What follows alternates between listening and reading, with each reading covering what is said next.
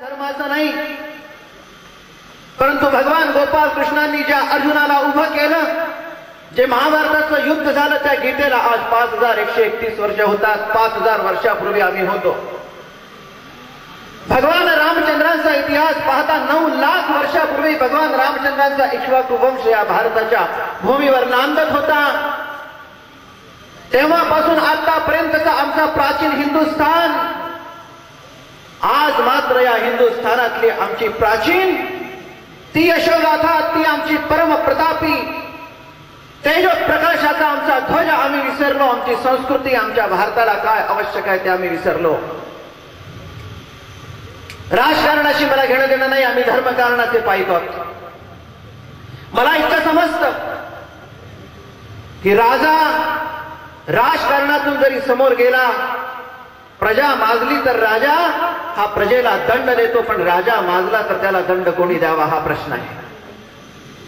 को दंडवसी, जर राजा माजला तर त्याला दंड कोण देणार? त्यावेळेला ऋषी मुनी आणि संस्कृती सांगतात, आद्य शंकराचार्य, रामकृष्ण, बुद्ध, महावीर सांगतात, को दंडवसी, तू माजला तर तुला दंड कोण देणार? त्यावेळेला धर्मदंडवसी, तुला धर्मदंड दे. आणि म्हणून तत्कालीन राजांच्या सुद्धा सम्राट अशोक असेल तर भगवान बुद्ध होते, भगवान रामचंद्र राजा होते तर विश्वामित्र, जाबाल, भरद्वाज, वशिष्ठ, नामदेव सारखे ऋषी त्यांच्या दरबारात होते. भगवान गोपाल कृष्ण जरी होते तरी त्यांच्याही दरबारात त्यावेळेला असे धर्माचे अनुयायी राहत होते. आज राजकीय लोकांना मी विचारतो, राजकारणात धर्म चालत नाही, राजकारणामध्ये संत चालत नाही, तर धर्मकारणात तुम्ही कसे चालता? पंढरपूरच्या समितीत, कमिटीत राजकारणी हवेत, शिर्डीच्या समितीत ते हवेत, सिद्धिविनायक मुंबईच्या समितीत तुम्ही ते हवेत, शेगावच्या संस्थेत, शेगावची संस्था तोडमोड करण्याकरता तुम्ही प्रयत्नशील असता. पण राजकारणात धर्म, संस्कृती, सज्जनता याचा डांगोरा पिटणारा संत, महात्मा, समाजपुरुष, क्रांतिकारक चालत नाही. हे आजच्या भारताच्या अवस्थेचं दुर्दैव आहे. हे भारत हा सांभाळला कोणी? 1400 वर्ष मोगलांचं आक्रमण आम्ही झेललो. इथे बसलेला एकही असं घर नाही ज्या घरातल्या माता भगिनीचं कुंकू आणि बांगड्या पुसून त्यांची अब्रू रस्त्यावर लुटल्या गेली नाही. तुमच्या माझ्या माय बहिणीची अब्रू लुटली होती. तुमच्या आमच्या घरातून 150 वर्षाचं गुलामीचं सावट आम्ही आमच्या शरीरावर झेललं. कशाच्या भरोशावर? कमी अधिक 1200 आक्रमण आमच्या देशावर झाले. आमच्या देशात असा एक कुणाचं घर या ठिकाणी बंधू भगिनींचं नसेल की ज्या घरातलं बलिदान या देशासाठी घडलं नाही. का अशी अवस्था आली? परवा पुसदला मी एका कार्यक्रमात बोलत होतो, हजारो लोक होते. कुणीतरी आमच्या भारत मातेची या देशाची खिल्ली उडवली म्हणे या देशात भिकारी आढळतात, अमेरिकेत आढळत नाही. मी त्याच ठिकाणी उभं राहून खंडन केलं, खबरदार, आमच्या देशात भिकारी आहे याचं कारण परमेश्वरी कारण आहे. आणि ज्या देशामध्ये दाते नाही त्या ठिकाणी भिकारी निर्माण होत नाही. भिकारी ही आमच्या देशातली निर्माण केलेली ईश्वरी अवस्था आहे. कोणी जर याचना करत भूका प्यासा असेल तर त्याला दान करण्यासाठी दाता या भारत मातेच्या उदरात जन्माला येतो. तो दाता परदेशाच्या भूमीत जन्माला येत नाही. ते भिकारी नाही. दान कसं आणि कुठे द्यावं यासाठी भगवान श्रीहरी परमात्मा अल्लाह ताला जो कोणी असेल, जो कोणी आपला ईश्वर मानत असेल, तो दरिद्री नारायणाचं स्वरूप घेऊन समोर आलाय. भारत मातेतल्या प्रत्येक गोष्टीला आम्ही नावं ठेवत सुटतो. विद्यार्थी दशा माझ्या बंधू भगिनींनो, ही विद्यार्थी दशा केवळ मजा करण्याकरता नाही, डोळसपणे शिकण्याची आवश्यकता आहे. परिवर्तन राजकीय कोणतंही असो, 5 वर्षाचे भाडेकरू सोबती आज आहे, उद्या नाही. या देशातली संस्कृती आणि धर्माची परमनंट व्यवस्था करणारा नागरिक, संत, समाजपुरुष, क्रांतिकारक असा महात्मा या तुमच्या आमच्यातनं जन्माला यायचा आहे. तो या भारत मातेची दशा ठरवतो. आजही चांगल्या सत्ता आल्या गेल्या ज्यांचं कौतुक करावं आम्ही.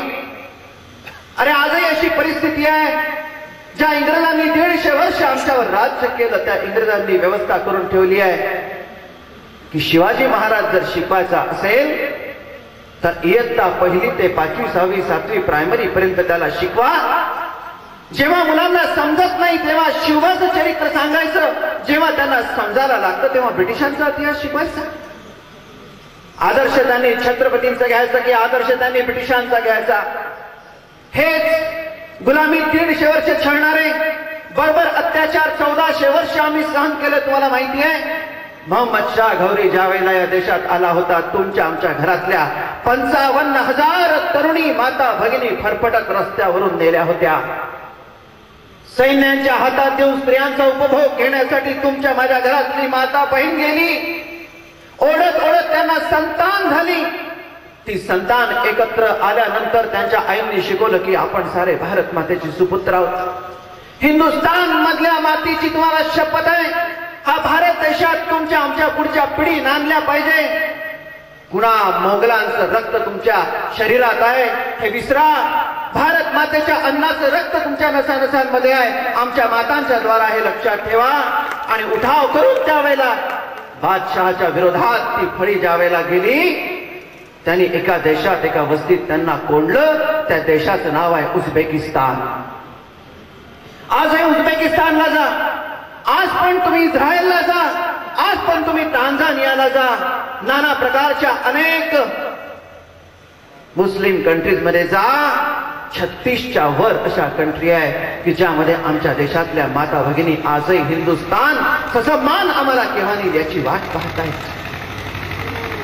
तुमच्यासारखे स्वातंत्र्याचे नगारे ज्यावेळेला सोन्याचा धूर निघत होता, तुम्हाला आम्हाला ज्यावेळेला आज कशाची भीती वाटत नाही, आम्ही मजा करतोय. मगाशी कोणीतरी हा कार्यक्रम चालू असताना विमान फेकलं.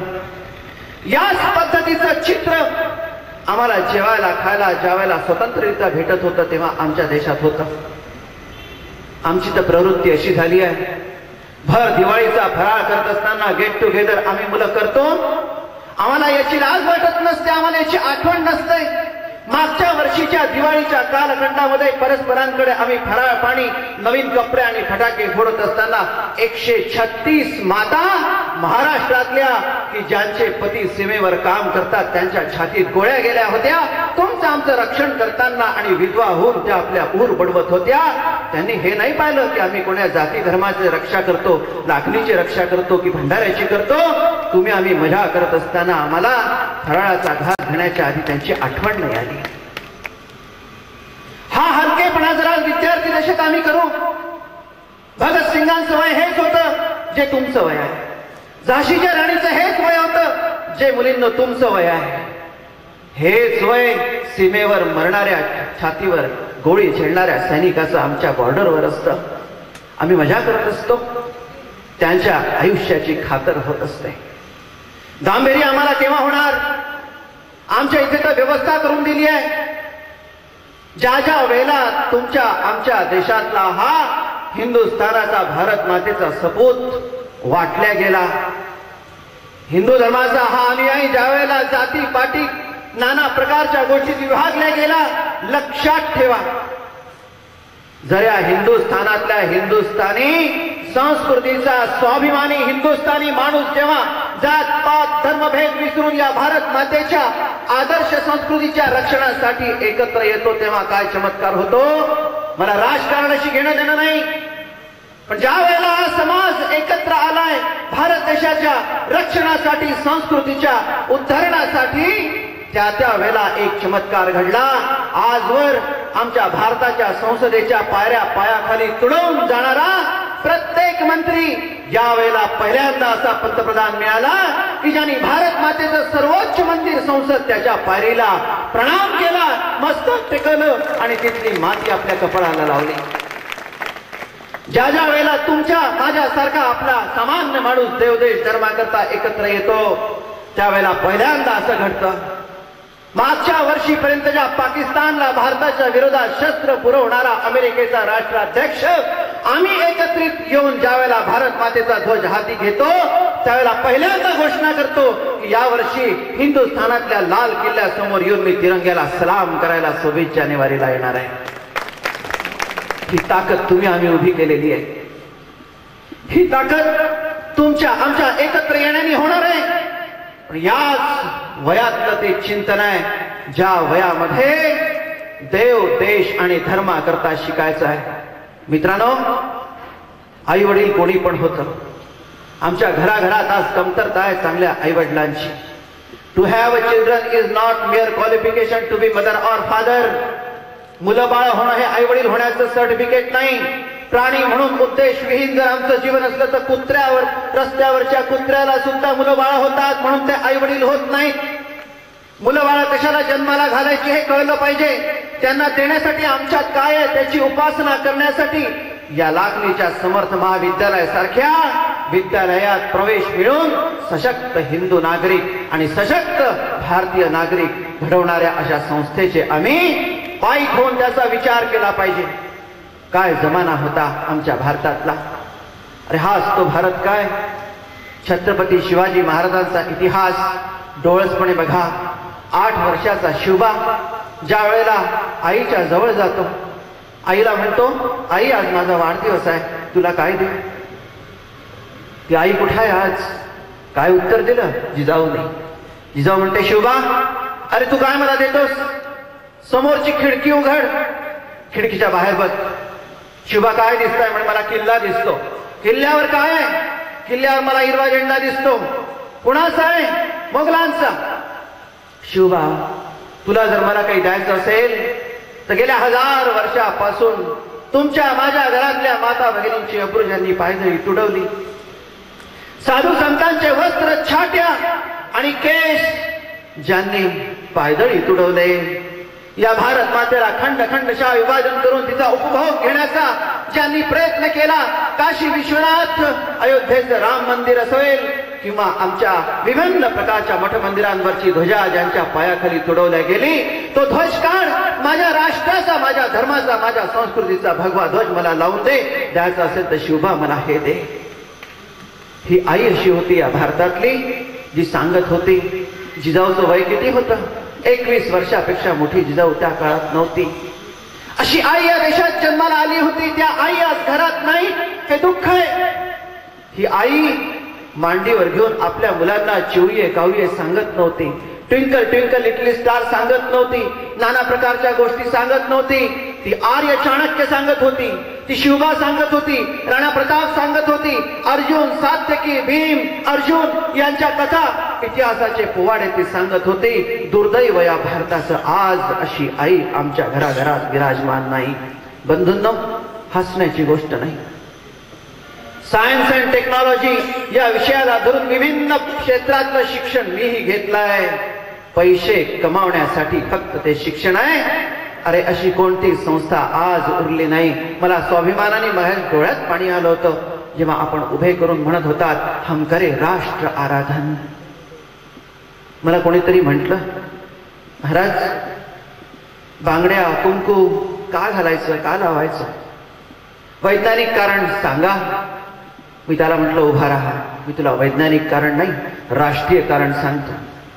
अरे 14 वर्षाच्या गुलामीत, मोगलांच्या बर्बर आक्रमणामध्ये इथे बसलेला एक कुणी असा नाही, इथे बसलेली एकही माता भगिनी अशी नाही की जिच्या कपाळावरचं कुंकू, हातातल्या बांगड्या आणि तिचं शील रक्षणा करता लाखो करोडो लोकांचं रक्त या भारताच्या भूमीत रक्ताचे पाठ वाहिले.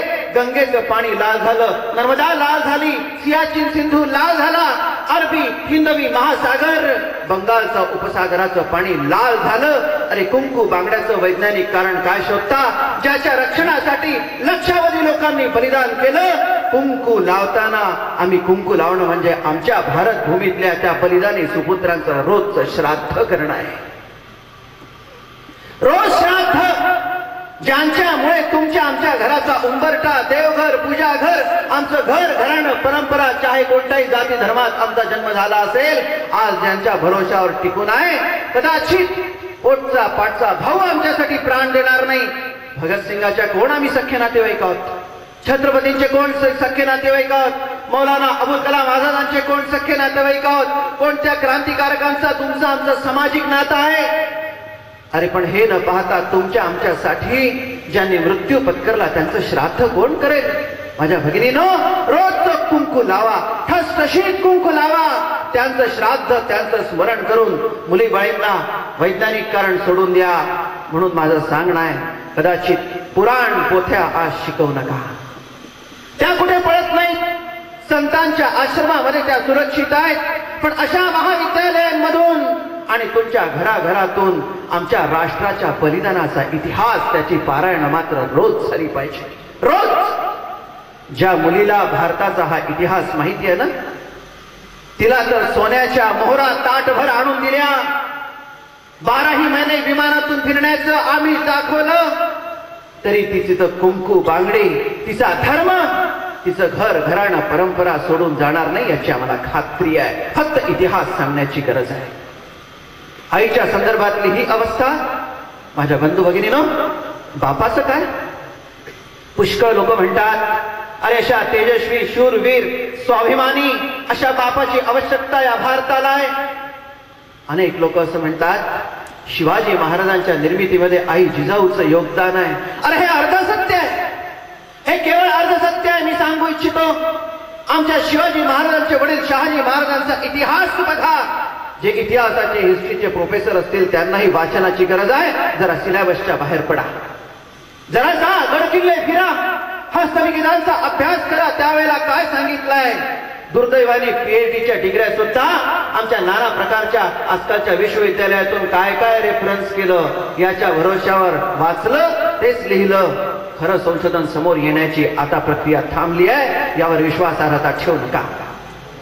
विश्वासार्हता तर ती आहे, आदिलशहाचे 44 सरदार ज्यावेळेला एकत्र आले होते, त्या सगळ्यांना परगण्याची भूमी वाटता वाटता आपला प्रदेश, देश सांभाळण्याकरता आदिलशाह देत होता. एकेकाला वाटता वाटता प्रत्येकाला प्रदेश दिला की आदिलशाह सांगायचा, इस देश में, इस परगने में मेरा सिक्का चलेगा, मेरा कायदा चलेगा, मेरी शरीयत चलेगी.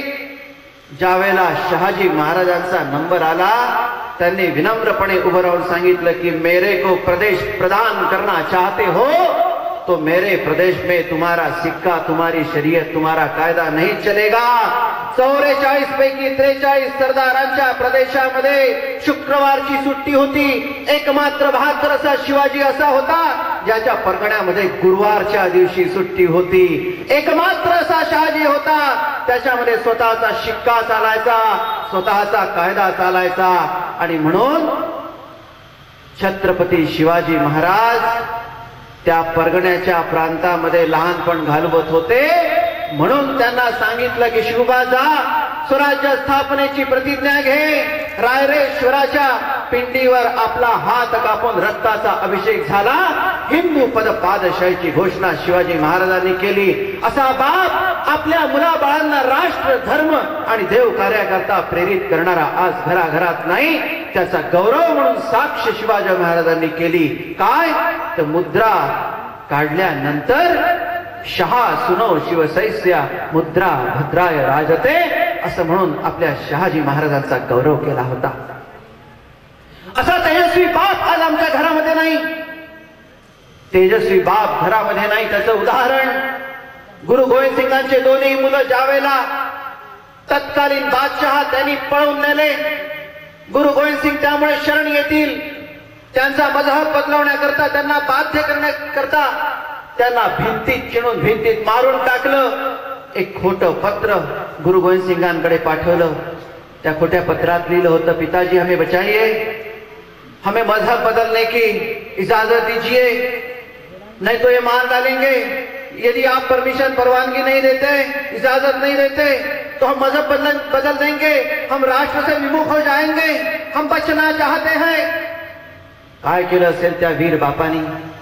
ते पत्र वाचलं, नकारार्थी मान हलवली आणि सांगितलं, ये खत, इसके नीचे दस्तखत यदि मेरे बच्चों का है. ये गुरु गोविंद सिंह आज कहना चाहता है, इस गुरु गोविंद सिंह के संस्कार और इसका लहू उनके नसों नसों में बह रहा है. मेरे संस्कारों पर मेरा विश्वास है. यदि वो गलत साबित हुआ और यदि ये मेरे बेटे निकले, मुझे मालूम है मेरे बेटे हो नहीं सकते, ऐसा नहीं कर सकते. यदि ऐसा हुआ तो ये गुरु गोविंद सिंह अपना सर कलम करके बादशाह के दिलिस में रख देगा, जिएगा नहीं. असा बाप आज भारतात नाही, अशा आई आज भारतात नाही. मला सांगा, सोन्याचा धूर ज्या भारतात निघत होता, आज भारत स्वतंत्र झालाय असं आपण म्हणतो. अरे या देशाचा हाही इतिहास आहे. अनंत वार हा देश गुलामगिरीत गेला. उद्या जर पुन्हा अशी परिस्थिती तुमच्या आमच्या राष्ट्रभक्ती धर्मभक्ती याचा अभाव जर उच्छृंखलपणाने तुमच्या आमच्यात आला, मला तर भीती वाटते. मी त्या दिवशी एका सरकारी निमसरकारी सामाजिक कार्यक्रमाचा अध्यक्ष होत असताना अनेक केंद्रीय मंत्री उपस्थित होते. मी त्यांना सांगितलं, हम विकास की राजनीति करना चाहते हैं, विकास की राजनीति करना चाहते हैं. मी तर त्यांना म्हटलं की अर्ध सत्य मत करो, अर्ध सत्य मत बोलो. विकास विकास करता करता सांस्कृतिक आणि धार्मिकरित्या हा देश जर भकास झाला तर या देशाचा अमेरिका होईल, या देशाचा चीन होईल, या देशाचा रशिया होईल, या देशाचा जर्मनी होईल आणि या देशात तुमच्या आमच्या घरातल्या माता भगिनीची अब्रू पुन्हा दुकानातल्या गोळ्या बिस्किटांसारखी होऊन जाईल. आणि म्हणून अपारंपरिक स्रोतांपासून कितीही विकास या देशाचा करायचा असला, मला माहिती आहे लाखणीची माणसं मला पुण्यापासून तर कोइंबतूर पर्यंत भेटतात. सायन्स अँड टेक्नॉलॉजीच्या क्षेत्रात आमच्या लाखणीची माणसं आहेत. पुण्याच्या वेधशाळेत लाखणीचा मुलगा तो काम करतो, नाना प्रकारच्या संस्थांमध्ये आहेत. मुद्दाम विचार तुमच्या समोर मांडतोय. विकास विकास विकास विकास कोणाला नको आहे? भगवान रामचंद्रांच्या काळात या देशामध्ये जेट विमानं फिरत होती. विकासाची काय परिभाषा आहे? एका नेत्याच्या गावात मी गेलो. तो नेता मला असा म्हणत होता, महाराज तुम्ही या गावात किती वर्षापूर्वी आले? मी म्हटलं 15 वर्षापूर्वी. म्हणे या देशात या आमच्या गावामध्ये तेव्हा नाल्या नव्हत्या, सडक नव्हते, 4 पदरी रस्ते नव्हते, फ्लड लाईट नव्हते, इंजिनिअरिंग कॉलेज नव्हतं, दवाखाने नव्हते.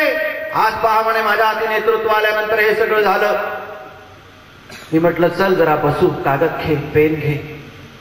म्हटलं लिही, काय कमावलं? फ्लड लाईट, इंजिनिअरिंग कॉलेज, कॉन्क्रीटचे रस्ते, नाना प्रकारच्या ड्रेनेज सिस्टीम, इंटरनेट, त्यावरचे वेगळे वेगळे प्रकार, या सगळ्या गोष्टी तू मिळवल्या, पण गमावलं काय? आता मी सांगतो, तू लिही.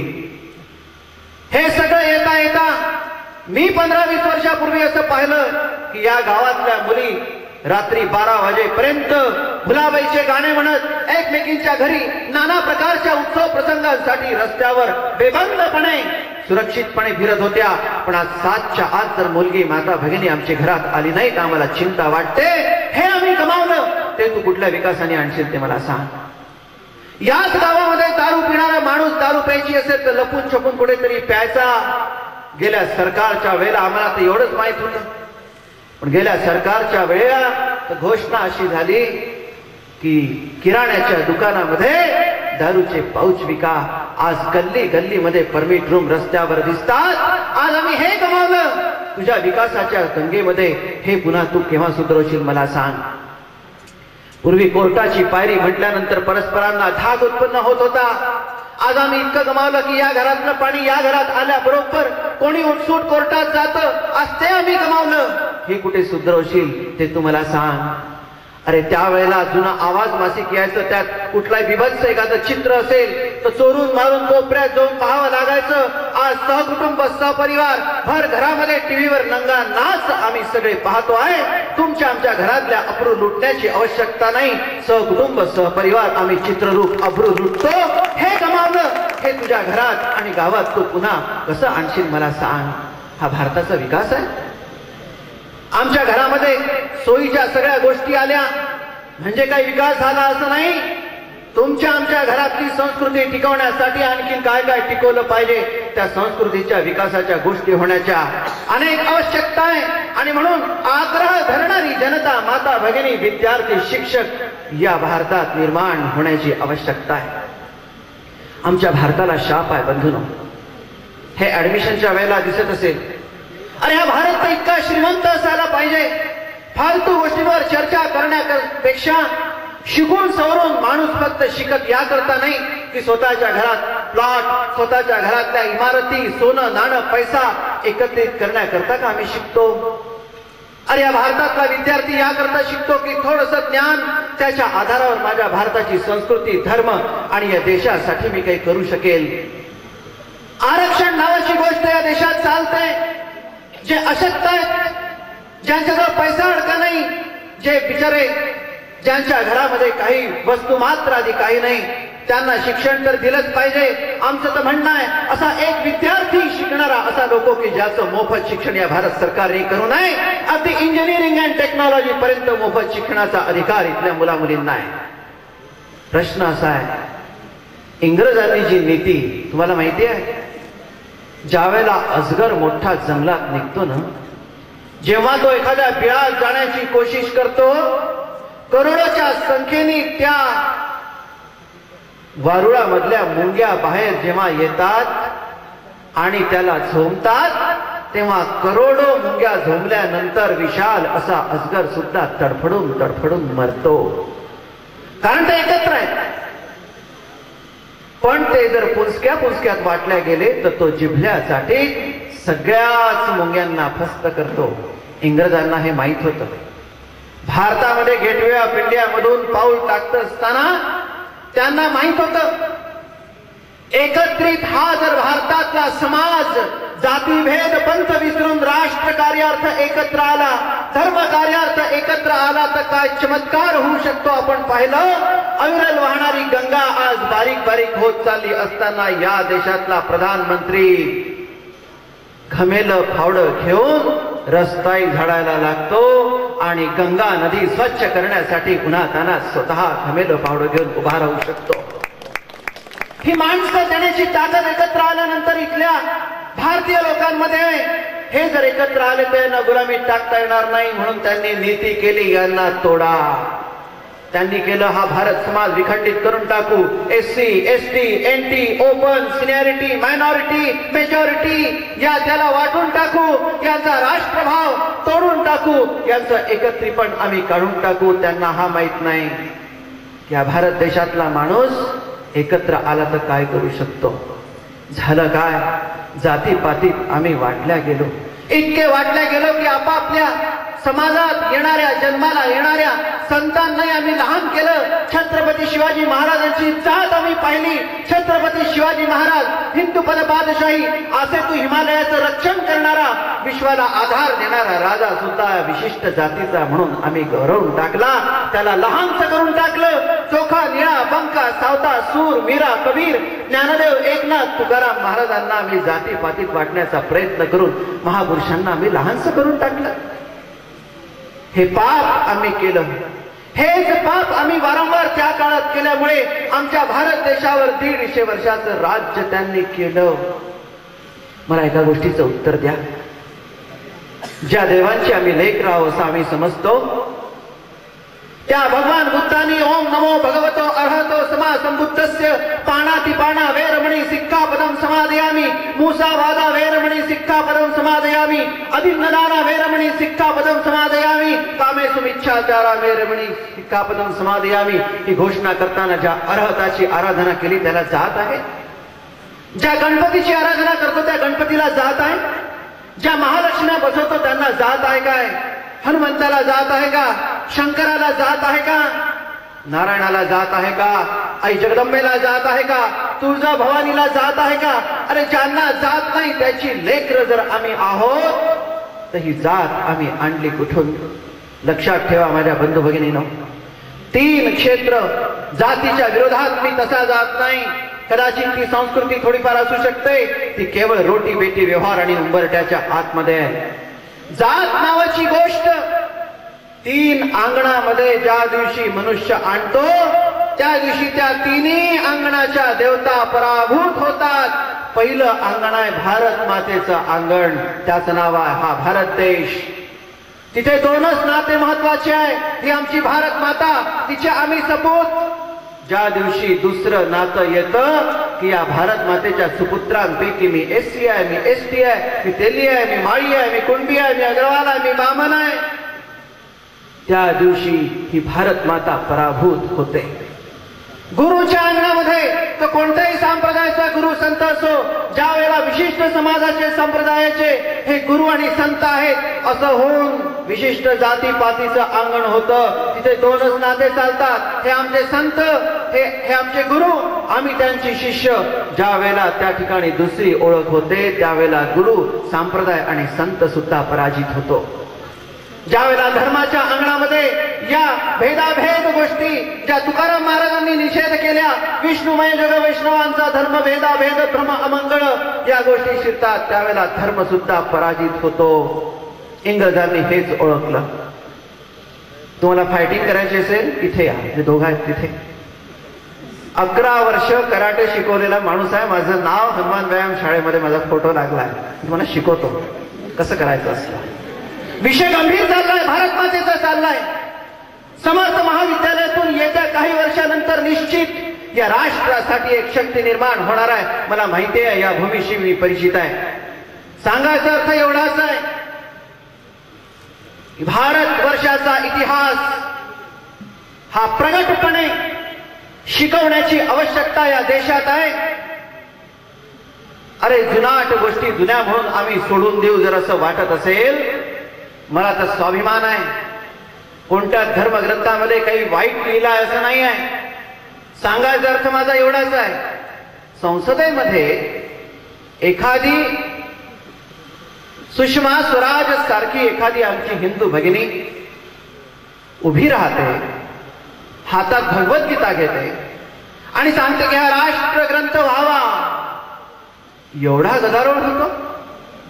अरे ज्या राष्ट्राने कुराणाचा सन्मान केला, ज्या राष्ट्राने बायबलचा सन्मान केला, ज्या राष्ट्राने अवेस्ताचा सन्मान केला, ज्यांनी बुद्धांची अधिधम्म पिटक असो सुत्त पिटक असो ज्यांचा आदर केला, ज्यांनी जैनांच्या आगमाला डोक्यावर घेतलं, असा देश त्या तोला मोलाने आमचा ग्रंथ जर असा असावा असं म्हटलं तर इतका जळफळाट होतो. मला एकाने विचारलं आणि स्वाभिमान आहे, भारताच्या संसदेमध्ये मला माहित असणारे 3 खासदार असे आहे ज्यांची भगवद्गीता मुखपाठ आहे. त्यात सुषमा स्वराज आमची भगिनी, तिचं जाहीर अभिनंदन करतो. टाळ्या वाजवून अभिनंदन करूया की तिचे भगवद्गीतेचे 18 अध्याय पाठ आहे.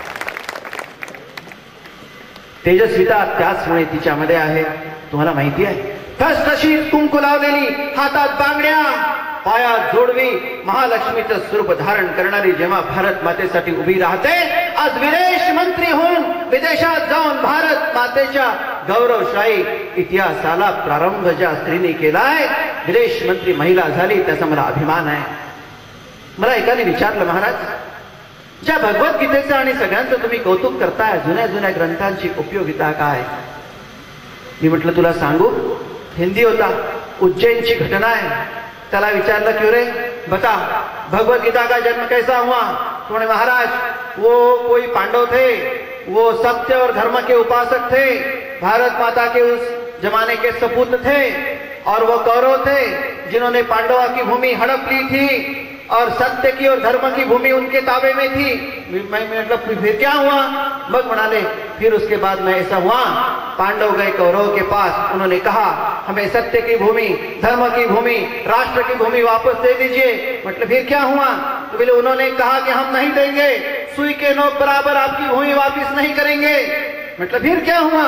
फिर बोले वो भगवान कृष्ण के पास गए. फिर क्या हुआ? भगवान कृष्ण वहां पर गए, कृष्ण शिष्टाई हुई. उस समय कृष्ण को भी उन्होंने कहा सत्य की भूमि, धर्म की भूमि, भारत की भूमि, राष्ट्र की भूमि, संस्कृती की भूमि हम वापस नहीं करेंगे. मतलब फिर क्या हुआ? त्यावेळेला ते म्हणतात की भगवान कृष्ण ने कहा, अर्जुन को कहा, अर्जुन खड़े हो जाओ, युद्धाय कृत निश्चय, युद्धस्व भारत, धर्म देश और संस्कृति की रक्षा के लिए खोई हुई जमीन, अपनी जमीन वापस लेने के लिए युद्ध के लिए खड़े हो जाओ. त्यावेळेला अर्जुनाच्या हातापायातला त्राण गेला, त्याला घाम फुटला, अशक्त झाला, त्याचा आत्मविश्वास गेला. तो आत्मविश्वास, ती ताकद उभी करण्याकरता भगवद्गीता सांगितल्या गेली. मी त्याला म्हटलं भल्या माणसा, जर गेलेली भूमी, धर्माची भूमी, राष्ट्राची भूमी, संस्कृतीची भूमी, सत्याची भूमी वापस घेण्यासाठी जर भगवद्गीता कामात येत असेल, तर गेलेला पाकिस्तान, गेलेला भूतान, गेलेला बांगलादेश, गेलेला 3 बिघा, गेलेला चीन मधला तिब्बत वापस घेण्यासाठी जर भगवद्गीतेमध्ये ताकद असेल, तर हा राष्ट्रग्रंथ का न ठरावा? एकाही ग्रंथात आम्ही जात नाही. आम्हाला फक्त इतकं कळतं, आमच्या धर्माला नावं ठेवल्यानंतर तुमच्यात बांगड्या का, तुमच्यात कुंकू का, तुमच्यामध्ये तिलक का, तुमच्यामध्ये चोटी का, तुमच्या धर्मामध्ये नाना प्रकारच्या ग्रंथांचं महत्व असंच का? आमच्या धर्माच्या अनेक घटनांना नावं ठेवणारे, द्रौपदीला पाचपती म्हणून हिणवणारे, त्यांना माहित नाही महाभारतातल्या प्रकरणाचा द्रौपदीचा विवाह कुणाशी झाला होता, कसा झाला होता, 5 पांडवांचं स्वरूप काय, हे जर तुम्हाला कळलं तर आपण कधीच म्हणणार नाही की द्रौपदीचा 5 पांडवांशी विवाह झाला होता. अरे तिचा विवाह एकच व्यक्तीशी झाला होता, ज्याचं नाव होतं इंद्र, आणि त्या इंद्राचे 5 क्लोन तयार केले गेले होते. आज सायन्स मध्ये जे पेशीपासून 5 निर्माण करतात त्याची कथा महाभारतात दिली आहे की त्यांच्या पेशीपासून 5 जीव निर्माण झाले. ते इंद्र तत्वाचे असल्यामुळे एकाचं नाव धर्मेंद्र, एकाचं नाव योगेंद्र, एकाचं नाव देवेंद्र, एकाचं नाव राघवेंद्र, एकाचं नाव इंद्र इंद्र इंद्र धर्मेंद्र. अशा पद्धतीचे 5 इंद्र तत्वाचे होते. लक्षात येत नाही. उद्या जर इथला कुठला मेडिकल स्टुडंट जर झाला त्याला लक्षात येईल की what is the process of cloning. हे सायन्स अँड टेक्नॉलॉजीचं वरदान या देशाला त्या काळात होतं. आम्हाला आमच्या धर्माचं वाचन करायला नको. मी तर म्हणेल 2 गोष्टीचं माझ्या बंधूंनो तुम्ही पालन करा. लक्षात घ्या, आज तुम्ही 22, 23, 24 वर्षाचे आहात. व्यायामाचा अभाव तुमच्या आमच्या जीवनात आहे. वाचन आम्ही करत नाही. अरे असे महापुरुष या जन्माला देशात येतात. तुझे तेज अंगी शतांशे तरीही उजाव न देऊ दिशा ताही ताही. कुठल्या जिम मध्ये जाऊन आणि कुठल्या व्यायामशाळेत जाऊन ज्यांनी आपलं शरीर बनवलं त्यांनी या देशाला स्वातंत्र्य मुक्ती दिली असं नाही आहे. त्या लोकांनी स्वातंत्र्य दिलं असं नाही आहे. अरे त्यांना व्यायाम करायला सुद्धा फुरसत मिळत नव्हती, पण एक चिंगारी त्यांच्या हृदयामध्ये होती, एक विचार होता, एक चिंतन होतं. भारताचा इतिहास त्यांच्या अंतःकरणामध्ये होता.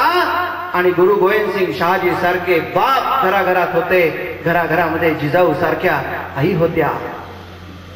मनातून ज्यावेळेला मनुष्य चिंतन करतो आणि तसं जीवन घडवायला लागतो ना, त्यावेळेला विश्वातली कोणती ताकद त्याच्या तेजासमोर टिकू शकत नाही. हे तेज स्वीकारण्याकरता तुम्ही आम्ही शिकतो आहोत. लक्षात घ्या, तुमचा आमचा जन्म चीनमध्ये होऊ शकत होता, पाकिस्तानात होऊ शकत होता, अन्यत्र होऊ शकत होता. किड्या मुंगींसारखं जीवन आमचं होऊ शकत होतं. आज भारत मातेच्या उदरी ज्या अर्थी आम्ही जन्म घेतला, आमच्या जीवनाला कुठला तरी निश्चित हेतू आहे. तुम्ही आम्ही जर आज बेफिकीर राहिलो, परिस्थिती कशी होईल? छोटस एक चिंतन तुम्हाला सांगतो. लक्षात घ्या, 4 युग आहेत. मी सायन्स पण सांगणार आहे आणि मी ते चिंतन पण सांगणार आहे. सत्ययुगामध्ये फक्त सत्य होतं, असत्य नव्हता, राक्षस नव्हता. त्यावेळेला सगळं नीट चाललं होतं. सत्ययुग केलं, मग त्रेतायुग आलं. थोडस दुर्लक्ष आमच्या संस्कार आमच्या धर्मचिंतनामध्ये आमचं झाल्याबरोबर त्रेतायुगात एक रावण जन्माला आला. तो शिकला सवरला होता, पण रावणात काय भरलं होतं? का त्याला ऋषीचा पुत्र असून राक्षस म्हटलं गेलं होतं? तोच राक्षस जो परवा फ्रान्समध्ये उघड्या डोळ्यांनी सगळ्यांसमोर जाऊन भरभर सगळ्यांना गोळ्या झाडतो. तोच राक्षस जो पाकिस्तान मधल्या आमच्या छोट्या छोट्या मुलांना थोडी दया माया न लावता 124 मुलांना रांगेत मारून टाकतो. तोच राक्षस जो दरवर्षी लाल किल्ल्यावर तिरंगा फडकवताना आम्हाला चॅलेंज करतो. त्याच पद्धतीचा मानवताहीन राक्षस रावणाच्या स्वरूपात त्रेता युगामध्ये 7 समुद्रापलीकडे होता. तेव्हा रामचंद्र होते, त्यांनी तो मारला तर खरी, परंतु आम्ही आमच्या धर्माचं संस्कृतीचं बलिदानाचं चिंतन पुन्हा कमी केलं. परिणाम असा झाला, 7 समुद्राकडचा राक्षस तिथून उठला, राज दरबारात आला. द्वापार युगामध्ये दुर्योधन दुःशासन कंसाच्या स्वरूपामध्ये 7 समुद्राकडचा राक्षस देशात पोहोचला. देशातून राज दरबारांमध्ये पोहोचला. बरं झालं तेव्हा गोपाल कृष्ण होते, त्यांनी तो मारला. आज कलियुगामध्ये द्वापार युगातला तो राजसत्तेतला राक्षस तुमच्या आमच्या घराघरात येऊन पोहोचला.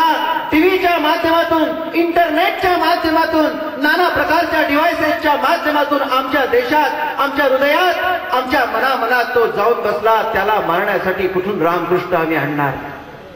हा राक्षस मारण्याकरता नवदुर्गा तुम्हाला व्हायचा आहे, रामकृष्ण तुम्हाला व्हायचा आहे. तो राक्षस मारण्याकरता जे जे काही गुण त्यांच्या जीवनात ज्या ज्या प्रकारच्या शक्ती अस्तित्वात होत्या त्या साऱ्या शक्ती तुमच्या आमच्या जीवनात आम्हाला धारण करायच्या आहे. आणि म्हणून अशी परिस्थिती व्हायला नको. मोहम्मद शाह गझनवी, आमचा दुर्लक्ष आमच्या राष्ट्रधर्माकडे इतका आहे. मोहम्मद शाह गझनवी हा किल्ल्याच्या तटावर फिरत होता. फिरता फिरता मोहम्मद शाहनी त्या सरदारला विचारलं, म्हणे सरदार ये जगो जगो आग फैली है, ये कैसी आग है? त्यावेळेला तो सरदार म्हणतो, जहांपना ये आग नहीं ये चूल्हे है. बोले इतने चूल्हे? हाँ बोले इतने चूल्हे. बोले अपने यहाँ तो एक ही चूल्हा होता है जहां पर हम खाना पकाते. बोले हिंदुस्तान के लोग हैं, ये मराठे हैं. ये बोले यहाँ की संस्कृति. इतने चूल्हे लगते क्योंकि इसको उसके हाथ का नहीं चलता, उसको उसके हात का नहीं चलता, वो उसके घर का पानी नहीं पीता, उसका राशन पानी एक नहीं. असं म्हटल्याबरोबर म्हणे जात पात में बटे है, छुआछूत में बटे है. त्याच वेळेला उडी मारून टाळी वाजून मोहम्मद शाह गझनवीने उडी मारली होती आणि सांगितलं, जिनका ध्येय एक नहीं, जिनका राष्ट्र एक नहीं, जिनका आत्मा एक नहीं, जो राष्ट्र के लिए इकट्ठा होकर जिनका जल पानी राशन पानी एक नहीं हो सकता, उनका प्राण और ध्येय एक नहीं हो सकता, ये जीत नहीं सकते, इनकी जीत भी नहीं हो सकती. आणि त्या काळामध्ये त्या युद्धामध्ये मराठा हरला होता. काय ती अवस्था पुन्हा आमच्या देशावर आम्हाला आणायची आहे? एक गुपित तुम्हाला सांगतो. जर यातले कोणी भविष्यात खासदार आमदार झाले, जर भविष्यात कुणाच्या संपर्कात आले, तर आमच्या संसद भवनाच्या लायब्ररीत जा. त्या लायब्ररीमध्ये 2 पुस्तकं आहेत. नेटवर येतात का मला माहिती नाही, बघून घ्या. ते 2 पुस्तकं असे आहेत, इंग्रजांनी हा देश सोडत असताना 2 कायदे बनवले होते. एक कायदा बनवला होता the transfer of power act आणि दुसरा कायदा बनवला होता द इंडियन इंडिपेंडन्स ऍक्ट. तुम्ही ते कायदे वाचा. त्या कायद्यांमध्ये असं लिहिलं आहे की हिंदुस्तान वासियों, आपको इस देश को संभालने की कला नहीं आती. आपने बार बार इस देश को खोया है और पाया है. यदि इस देश को आपको संभालते नहीं आया तो हम इंग्रज फिर से बैठे हैं, आप हमें बुलाइए, हम इस देश को भारत माता को संभाल के दिखाएंगे. त्यात असं लिहिलं आहे. आणि आमच्या तत्कालीन लोकांनी त्यावर सह्या केल्या आहे. म्हणून चुकून कधी कधी जाहिरातींमध्ये स्वतंत्रता दिवसाच्या ऐवजी स्वाधीनता दिवस हे छापल्या जातं. आणि त्यांनी लिहिलं की ये देश हम हमको लौटा नहीं रहे, आपको स्वाधीन कर रहे, चलो संभालो संभालो अपने देश को. अरे आई कोणत्या मुलाला सांभाळण्याकरता दिला नाही जात, आई मुलांचा सांभाळ करत असते. तेच इंग्रज, त्यांना माहिती आहे की शिक्षणाच्या विकासाच्या उपभोगाच्या वाटचालीत देव देश धर्मासंदर्भात बोलायला लागल्यानंतर मजाक म्हणून समजणारा तरुण वर्ग जर या देशात तरुण तरुणीचा निर्माण झाला तर पुन्हा हा देश गुलाम होईल. पुन्हा आम्ही या देशात, आणि म्हणून त्यांनी तिथे लिहून ठेवलं, इस देश का प्रमुख किसी कहीं बाहर जाएगा तो उसे परमिट की आवश्यकता है. इंग्लैंड की रानी जब आएगी तो उसे परमिशन लेने की आवश्यकता नहीं, क्योंकि वो अपनी भूमि पर आ रही है. अजून पण अलर्ट होण्याची आवश्यकता आहे. देव देश धर्म सांभाळणं लक्षात ठेवा. देश आणि धर्म वेगळा नाही. धर्म संपला तर देश संपेल. आणि देव उद्याच्या तारखेला कल्पना करा, काशी विश्वनाथ नाही, अयोध्येचा राम नाही, माहूरच्या गडावरची देवी नाही, तुमच्या आमच्या गावातले मठ मंदिर आश्रम नाही, उरणार काय या देशात? या भारताची अवस्था तर अशी आहे. विश्वनाथ प्रताप सिंगांच्या काळामध्ये 3 बिघा नावाचा प्रांत 111 स्क्वेअर किलोमीटरचा ₹1 प्रति वर्षाने बांगलादेशला भाड्याने दिला गेला होता. भारत मातेचा सिद्धहस्त एक आशीर्वादाचा पंजा कोणाला विचारून तुम्ही दिला होता? परिणाम काय झाला? 2 वर्षाच्या आत तिथल्या मठ मंदिरांवरच्या पताका गेल्या. साधू संतांना मारत मारत हाकललं. त्या ठिकाणच्या माता भगिनी सुरक्षित राहिल्या नाही. लाखच्या संख्येत असणारा हिंदू 5000च्या संख्येत आज तिथे शिल्लक नाही. ही अवस्था याया आपल्याला वाटेल लागणीमध्ये आम्ही फार खुशीत आहोत। या मध्यवर्ती सेंट्रल प्रोव्हिन्स मधल्या मुलं मुली तुमच्या आमच्या घराण्याचा इतिहास पहा। कोणाला विचारलं तुमच्या घराचं वय काय तर म्हणतील की हजारो वर्षाचं आमचं घराणं आहे। मला स्टॅम्प पेपरवर लिहून दाखवा की येत्या 100 वर्षात तुमचं घर टिकेल याची गॅरंटी लिहून द्या। ती प्रखरता, घर घराण्याचे संस्कार, माता पित्यांचा आदर तो राहिला नाही। तुमची आमची संस्कृती पोशाखापासून तर हृदयाच्या शृंगारापर्यंत टिकवण्याची आवश्यकता आहे। ती जर आम्ही टिकवली नाही, विकास विकास विकास ग्लोबलायझेशन यानी कदाचित राज्यकर्ते राज्य करतील। स्वच्छता अभियान आवश्यक आहे। देवाची पूजा सुद्धा करण्याच्या आधी आंघोळ करून आम्ही स्वच्छ होतो, पण 2 शब्दात अंतर आहे। स्वच्छता म्हणजे शुद्धता नाही। स्वच्छ रोज आंघोळ करणारा माणूस डाकू असू शकतो, भ्रष्टाचारी असू शकतो, पण हृदयातून शुद्ध असणारा माणूस त्याने आंघोळ जरी केली नाही तरी तो राष्ट्रातला देव माणूस असू शकतो। म्हणून स्वच्छतेच्या सोबत शुद्धता राखण्याची आवश्यकता आहे। ती जीवनाची शुद्धी धर्मपुरुष, राष्ट्रपुरुष, गुरुजन, समर्थ विद्यालय सारख्या संस्था आणि पवित्र माणूस संत सत्पुरुषांकडनं आम्हाला घ्यायची आहे। आणि या विकासाच्या सोबत भारतातला संस्कार सुद्धा जोपासायचा आहे। मला माहिती आहे मी जे बोलतोय त्याचा तुम्ही विचार करता आहात। बंधूंनो, मधुबनी जिल्ह्यात जा, तुम्ही बिहारमध्ये जा, सुखात आहात। आज विदर्भामध्ये आम्ही आहोत। थोडस या छत्तीसगड प्रांतामध्ये दंतेवाडा वगैरे इकडे तिकडे फिरून पहा, रांचीला जाऊन पहा। तुमच्या आमच्या घरातल्या मुलीचं लग्न होऊन सासरी जाईपर्यंत रोज तिथले माता पिता चिंतेत आहेत। भर भारत देशात अशी आवश्यकता, अशी चिंतनाची गरज आहे। जरा भारत बघा, तुम्हाला माहिती आहे इतक्या टोकावरचा ब्रिटिश आजही कार्यरत कसा आहे। मी तुम्हाला उदाहरण देतो। तिरुपतीला किती लोक गेले आहे सांगा? किती लोकांनी तिरुपतीचे बालाजी पाहिले? खाली करा। हसण्याचा विषय नाही। जे वारं तिथे वाहतं ते तुमच्या आमच्या अंगणातून तुमच्या आमच्या घरात शिरेल। लक्षात घ्या, तिरुपतीच्या बालाजीचे 7 शिखर धर्माच्या संदर्भात, संस्कृतीच्या संदर्भात जर सावधानता ठेवली नाही तर होते काय? आज लोकांना एवढंच माहिती आहे, तिरुपतीला जायचं, तिकीट काढायचं, दर्शनाच्या रांगेत लागायचं, केस त्या ठिकाणी दान करायचे, मोठा लाडू खायचा, त्याचे कौतुक आम्ही सांगतो आणि किती संपन्न आहे, किती सोनं आहे। लक्षात घ्या, आजपासून 16 वर्षांपूर्वी कोण चंद्रशेखर राव की रेड्डी तिथला converted Christian, Vatican city England मधून तिथला मेंबर होता। तो या ठिकाणचा आंध्रचा मुख्यमंत्री झाला होता। त्याच्या काळात व्हाईस चान्सलर त्याचाच, कलेक्टर त्याचाच। बालाजीच्या नावाची 7 शिखरांवरची जागा तिकडच्या चर्चेसच्या वेगळ्या वेगळ्या इन्स्टिट्यूशन करता दान करून टाकली आणि त्या ठिकाणी तिरुपतीच्या बालाजीचा विग्रह बाजूला हटवला। त्या ठिकाणी व्हॅटिकन इंग्लंड मधला क्रॉस लागला होता। ते लक्षात आलं। आज उमा भारतीचे गुरु पेजावर स्वामी, उडुपीचे स्वामी, मी स्वतः त्या आंदोलनात होतो। घोर आंदोलन झालं। केवळ धार्मिक बालाजीची जमीन म्हणून नव्हे तर भारतातल्या जमिनीचा तुकडा इंग्लंडच्या व्हॅटिकन सिटी मधून आलेल्या आदेशानुसार त्यांच्या ताब्यात जातो। आम्ही आंदोलन केलं, प्राणांतिक आंदोलनाची घोषणा केल्यानंतर मग पुन्हा त्या संस्थेची जागा काढून त्या ठिकाणी भारत मातेचा तिरंगा आणि भगवा आम्ही आमच्या हाताने फडकवला होता। त्यांना सांगतात की देशाला तुमची आवश्यकता आहे म्हणून पंजाब पर्यंत धडक देतात। आपला मृत्यू देश कार्य करता एक संत देतो, अशा अनंत संतांची मांदियाळी तिला समजते। आणि म्हणून इतिहास वाचा, रोज इतिहासाचं वाचन केल्याशिवाय मी जेवणार नाही असा संकल्प करा।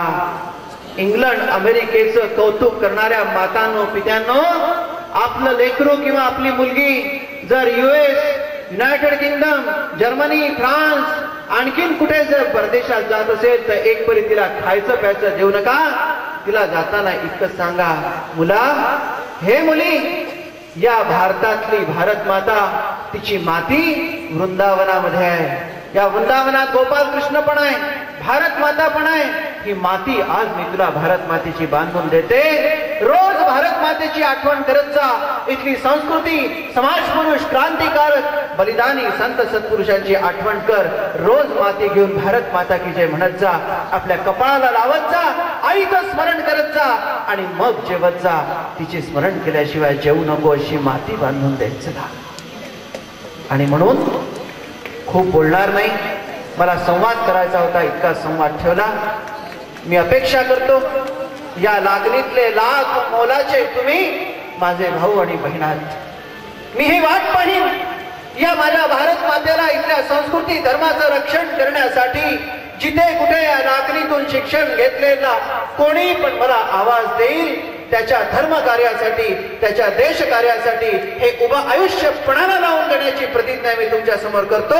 फक्त देव, देश आणि धर्माचं कंकण बांधून या लागणीच्या बाहेर एक व्यापक साम्राज्य उभं करण्यासाठी परमेश्वर तुमच्यामध्ये भरपूर सामर्थ्य, कृपा, ऐश्वर्य, आरोग्य प्रदान करो, इतकीच प्रार्थना मी या मातृभूमीच्या चरणी, सकल संतांच्या चरणी, भगवंताच्या चरणी करतो आणि माझ्या वाणीला विराम देतो.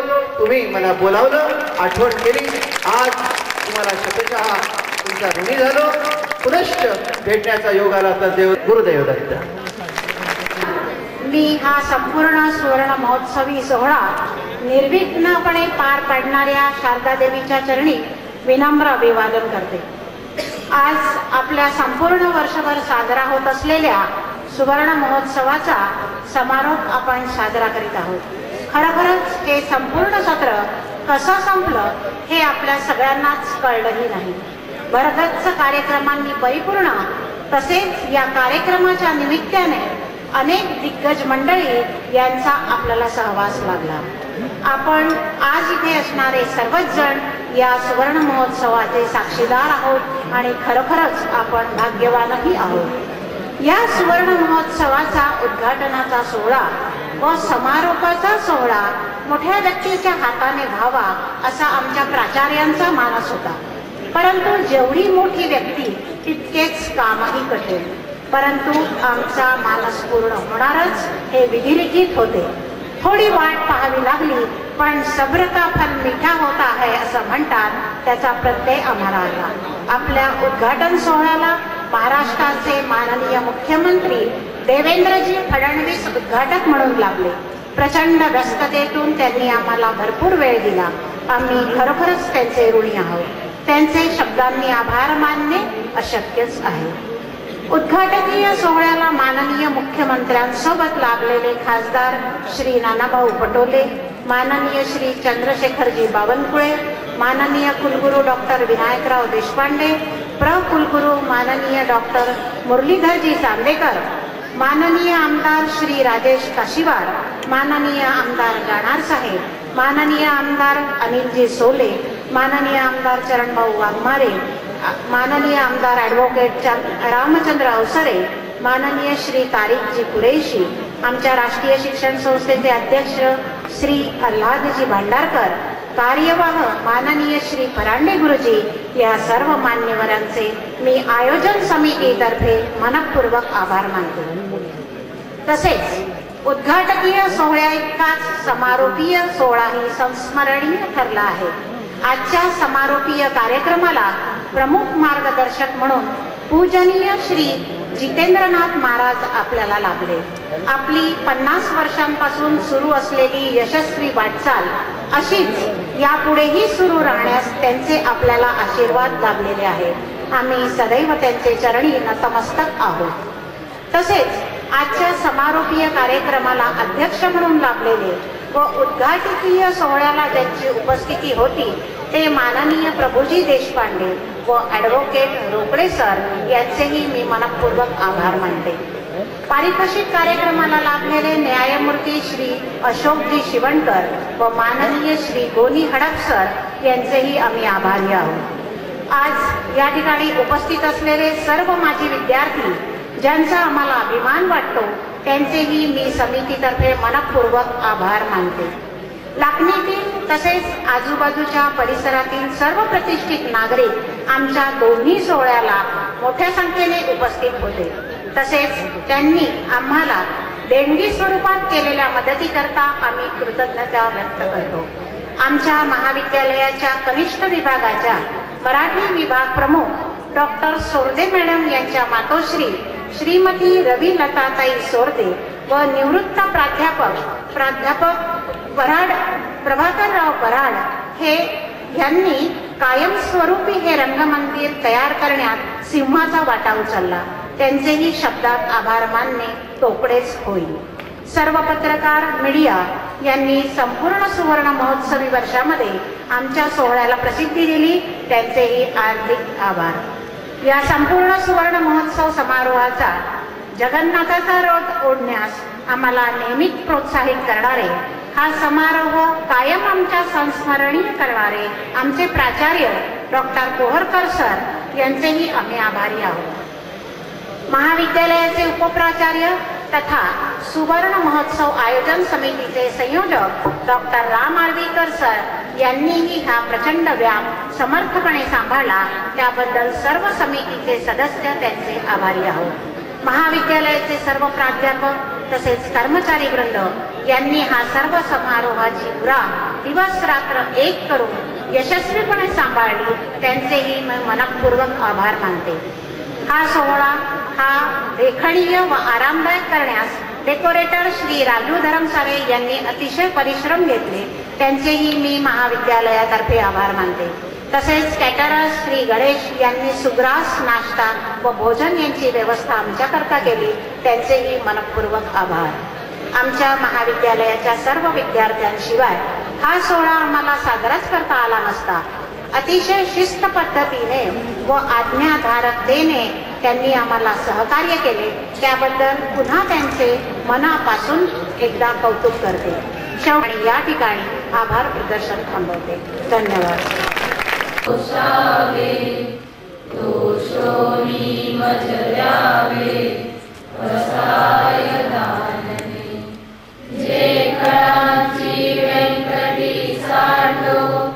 दया सत्कर्मी रती